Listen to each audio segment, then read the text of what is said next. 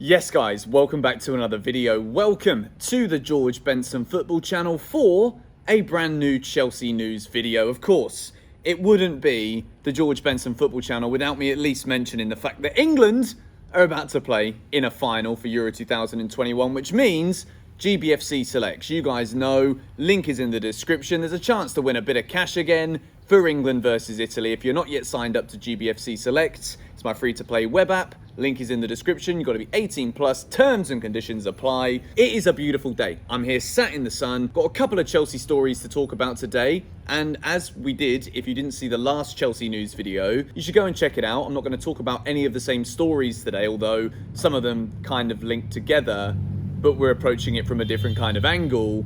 And it's about different players. You should go and check it out. We're doing the rating system. What do I think? Green, yellow, or red in terms of the likelihood of it happening. And also my opinion out of 10 as to whether or not I think it's a good move for Chelsea. That's the system now for Chelsea news videos. I hope you like it. If you're not yet subscribed, make sure you do so. Hit the like button. And without any further ado, I'm going to begin today's video by talking about Barcelona. A team in disarray, some would say. A team who... they're a football team, but they're also Lionel Messi FC to some extent, to a lot of extent, to be honest. And the issue at Barcelona right now is that Lionel Messi, I don't know why I'm picking this up, that's one of the worst Leafs in the world, but Lionel Messi is in fact probably the best footballer in the world over the last 15 years.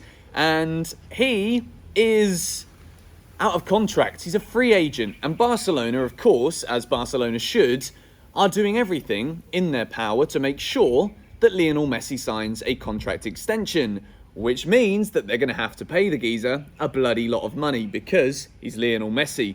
This means that Barcelona are seriously struggling to meet the wage cap that there is in Spain, and therefore, in order to keep Messi, they need to offload some high-profile, high-paid players. And one of those players who has been linked with Chelsea and reportedly offered to Chelsea is Frenchman Antoine Griezmann, a man who 3 or 4 years ago, I'd have been absolutely chomping at the bit at the idea of Chelsea signing Griezmann, even though he still is a very good player. He's 30 years old and still has a lot to offer. My issue with Griezmann is that at the moment, Chelsea are building a team with a lot of young players, with a core that is going to be there if Chelsea obviously continue to be successful and an aspiring club to be at.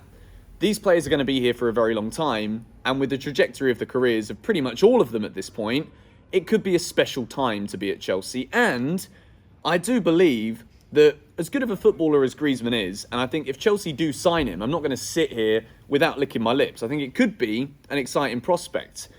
But I also think that at the same time, it goes completely against all of the things that Chelsea need.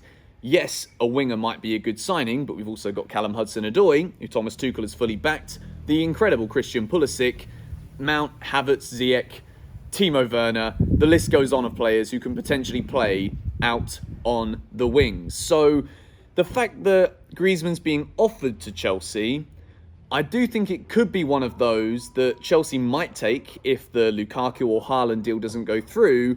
But I also think logistically, in terms of the potential of this deal happening, Barcelona need to offload someone like Griezmann pretty quickly. So I think in terms of what Chelsea need, it doesn't quite fit what they need. Therefore, we'd see it as a backup plan, which means we would be out of time to seriously be involved in the conversation to bring Antoine Griezmann away from Barcelona. There are also reports that Man City might also be interested. Maybe, I think I saw somewhere United, but I think that was absolute trash because they've just gone out and spent a load of money on Sancho. So, Griezmann to Chelsea, I'm going to give this one a 2.5. I kind of like the idea if other things don't happen, but logistically, it's just not going to work. And I also think that with the way that Chelsea are building this squad, there is one man in particular who fits the bill of what we need very much closer. So, Griezmann to Chelsea, it's a red light from me. I'm not a massive fan. We move into the second story of the day, and I want to dedicate a little bit more time again today in this GBFC video to a Frenchman who is about to sign for AC Milan. The deal is reportedly $1 million up front with an additional $1 million to be paid in add-ons. And of course, I'm talking about Champions League winner, World Cup winner. The dog has tipped his food bowl upside down. I'm going to go and remove that because that's bloody annoying. Sorry. Mason, you're a rascal and I'm locking you in a cage. Sit yourself down. Sorry about that. As I was going to say, I want to dedicate a little bit of time to the quite magnificent Olivier Giroud. The man deserves some airtime. He's a Champions League winner at Chelsea.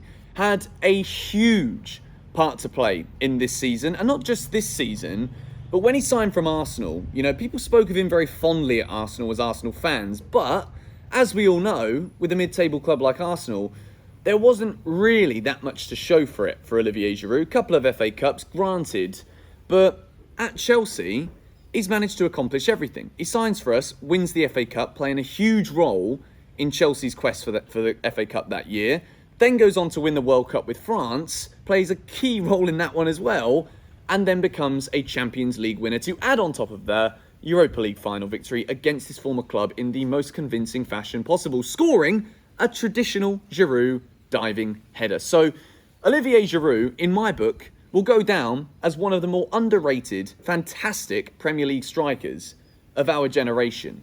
So the fact that I'd say the best years of those came at Chelsea fills me with the utmost delight, again, to get one up on our rivals Arsenal, who have got an Amazon documentary coming out next year. Can you believe it? I will pay for Amazon Prime every day of the week until I see that documentary, because it's going to be golden. But Olivier Giroud, what a fantastic player he was. We bring it back to the 4 goals in Seville this season. We'll talk about the obvious because it's always nice to reminisce on such an incredible night. 4 goals for Olivier Giroud in Seville.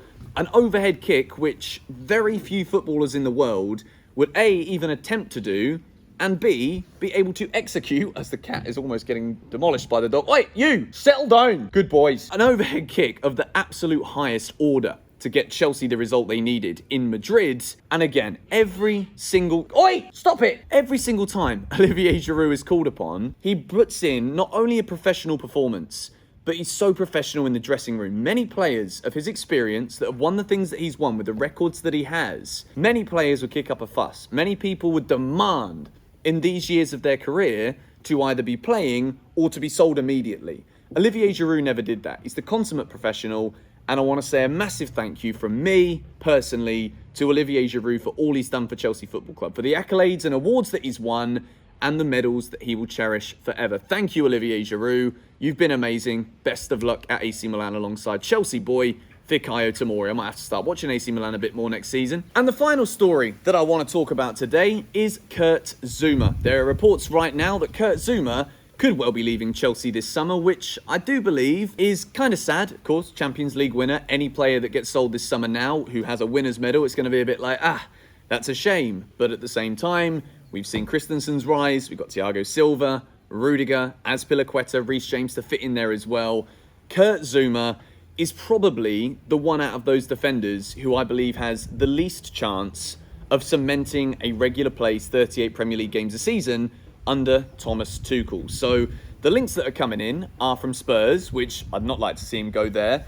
Everton, where of course he's been on loan from Chelsea before, and also Jose Mourinho's Roma. And we know that Mourinho's always been a fan of Kurt Zouma. This one doesn't surprise me. I still think that Chelsea will be going in for a centre-back this season or this summer, and I'm going to talk about someone we have been linked with after this story.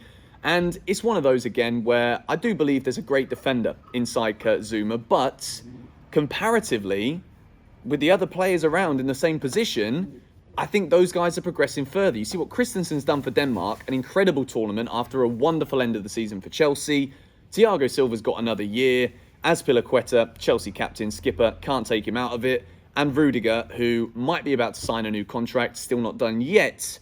But I believe Rudiger's certainly above Kurt Zouma currently in Thomas Tuchel's plans. So, Kurt Zouma potentially to leave Chelsea. Let me know your thoughts on that in the comments down below. And in terms of the likelihood of this one happening and whether I'm happy with it or not, I'm giving it a 7 out of 10 and a yellow light. I don't really want to see him leave.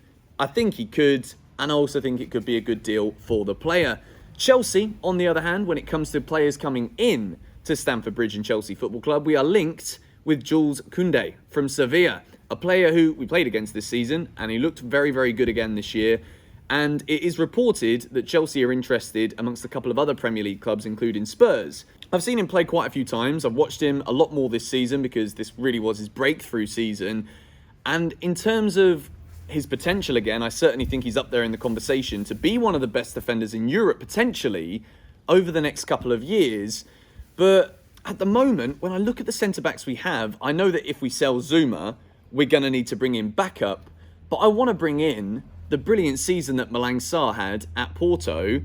And it just makes me think that maybe, instead of going in for Kounde, Chelsea could take Malang Sarr in the squad this season, similar to what we saw with Billy Gilmour this season just gone, promote Malang Sarr into the first team after a very impressive first year, and then we can invest the money on Declan Rice that we would have been spending on a centre-back when there's already one at the club. I know that argument also stays for the midfielder, whereas we could just rely on Billy Gilmour and not buy Declan Rice. But you guys know I'm a massive fan of Declan Rice. I think he would add so much to this Chelsea team. So therefore, that is where I stand on that one. I'm giving it personally a red light, but I do think Chelsea could still be in for a centre-back. So in terms of probability, likelihood, and whether or not I'd like it, 3.5 out of 10. More on this one as things progress and story reports come in. But anyway, I said anyway, and then the camera flipping cut off because I ran out of storage. Anyway, back to the point. Thank you guys for watching this Chelsea news video. As always with GBFC, the conversation carries on in the comments down below. Always love to read what you guys have to say. And then if there is a comment, if I can speak, if there's a comment that I think deserves a bit of airtime, little conversation starter, then of course it is the off season. We're currently waiting for actual things to happen in the Chelsea transfer news, and actually kicking footballs in pre-season would be nice too. There is something that I like the look of in the comments. I'll talk about it in a video. Thank you guys for watching. Have a great weekend. Come on, England. I'll see you guys soon. Come on, you Blues. Champions of Europe.